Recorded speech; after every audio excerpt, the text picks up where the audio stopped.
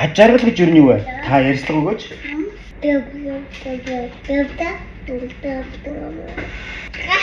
Тийм ээ. Аж жаргал гэж бол чи шүү дээ. Марк Ротко, Латви гаралтай Америк зураач. Өнгө ба хэлбэрийн хослолоор дамжуулан гүн мэдрэмж төрүүлэх color file дурсгалыг төлөөлдөг. Түүний бүтээлүүд энгийн мэт хэдхэн өнгийн дөрвөлжнүүд харин тэдний ард хүний оршихуйн хоосрол, ганцаардал, айдас, хүсэл шаналл бүгд бий. 1970 онд амиа орлогоосоо өмнө тэр Red on Red, Orange and Yellow, Black and Maroon зэрэг бүтээлүүдээр урлагийн зах зээлийн оргилд хүрсэн. Түүний нэг л зураг 186 сая $1 зарагдсан. Гэхдээ тэр үед тэр аль хэдийн өвчтөө архинд орсон сэтгэл гутралтай байсан. Тэр аж жаргалыг нэр төрөөсч, мөнгнөөсч, алдраасч олж чадаагүй. Эцэстээ өөрийнхөө зотон дээр ургасан өнгүүч шиг судсаа зүсэж студийнхээ улаан шал дээр нас барсан. Роткогийн түүх бол асуулт юм. Урлаг үнэндээ идэгрэл үү эсвэл илүү гүн шарах уу? Мөнгөний оройд гарсан ч